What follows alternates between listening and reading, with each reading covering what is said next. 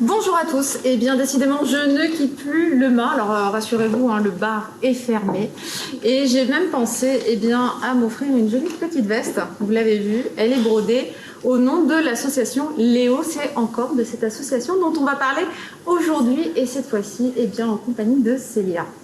Bonsoir. Bonsoir, comment ça va? Ça va bien, merci. Ça va bien? En même temps ici je pense qu'on ne peut qu'être bien. Ah, ça c'est sûr. On va y installer des bureaux, non? Oui. On va s'incruster. Voilà, on va rester là à H24. Ils vont être très très contents au mât.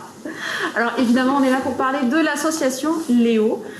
Cette association, on en a parlé déjà les 2 précédentes semaines. On a rencontré Delphine et Virginie. Cette fois-ci, c'est à ton tour de t'y coller et de nous dire pourquoi tu as rejoint cette association. Alors, j'ai rejoint l'association Léo puisque mon fils Reda était un des meilleurs amis de Léo. Et donc on a pu suivre sa maladie pendant 2 ans et ça a été un combat. Et quand Delphine a voulu monter l'association, c'était une évidence.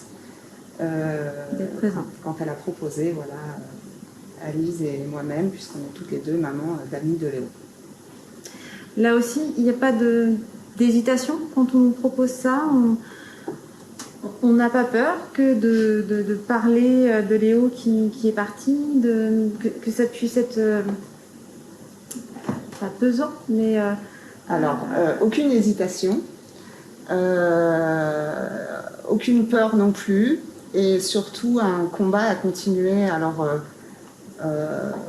pour la famille de Léo, bien sûr, pour Léo, et aussi pour nos enfants, puisque même au jour d'aujourd'hui, c'est beaucoup plus difficile pour eux que pour nous.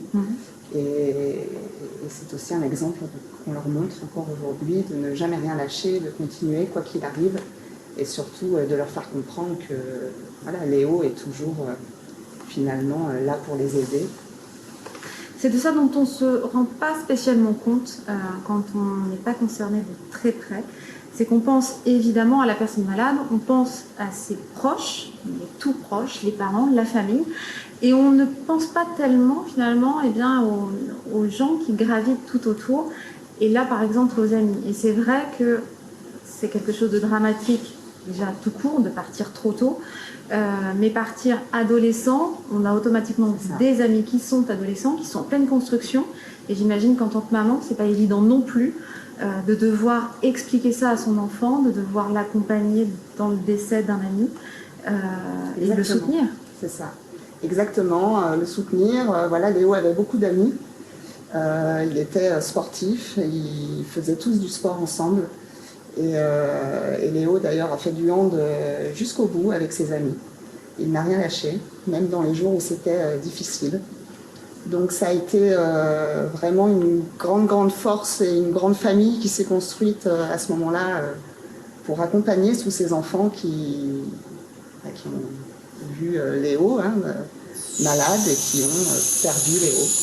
Donc ça a été assez compliqué, c'est la réalité, mais on a tous été là ensemble et ça a été le plus important. Est-ce que par exemple vous avez vu votre fils changer? Est-ce que tu as vu ton fils changer après ça? Est-ce qu'il voit la vie différemment? Il est tout jeune, certes, mais est-ce que derrière ça, il l'a vu différemment? Est-ce qu'il y a pris encore plus goût? Est-ce qu'il a eu encore plus envie de se battre pour ses convictions, pour ses études, pour son destin? Alors, à 15 ans, quand Léo est parti, effectivement, il y a eu toute une phase, on va dire, très délicate. Aujourd'hui, il a 19 ans. Et oui, bien évidemment, tous les copains de Léo ont changé. Alors, pas forcément avec des jours meilleurs et des jours moins bien.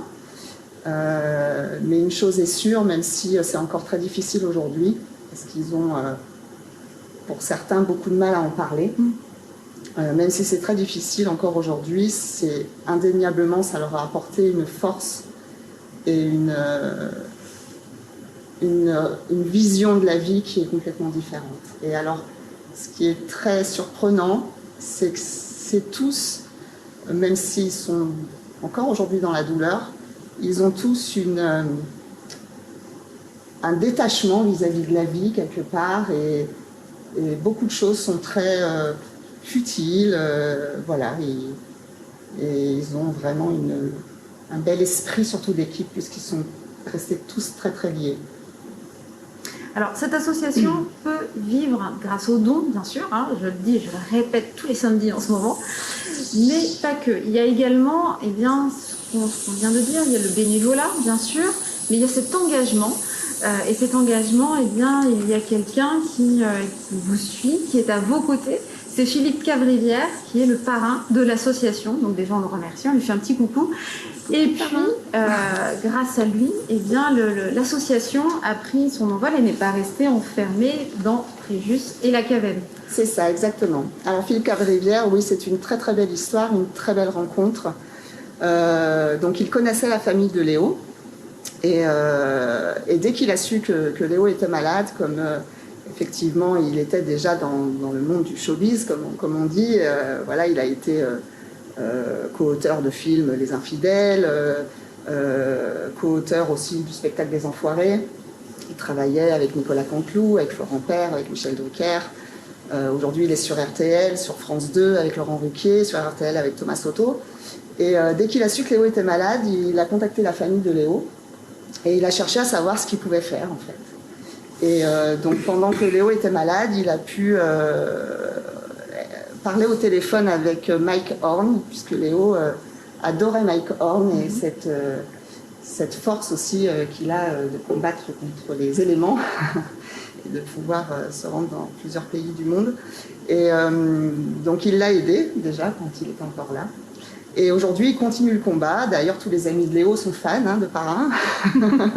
Il continue le combat et il est avec nous. Donc, on a un groupe et il nous partage tous les jours des nouvelles. Il nous envoie tous les jours un petit mot doux pour un enfant. Dès qu'il sait qu'un enfant que nous suivons est malade ou ne va pas bien, ou il nous demande des nouvelles. Et bien souvent, surtout, il demande des coordonnées et il rentre en contact avec l'enfant. Il essaye de savoir quelle est sa star préférée. Et grâce à ça, ben voilà, on a des très très belles surprises. Les enfants peuvent parler à Soprano, voilà, des stars. Voilà. Dès qu'il peut faire une action, il l'a fait, mais alors c'est immédiat, il ne réfléchit pas en fait.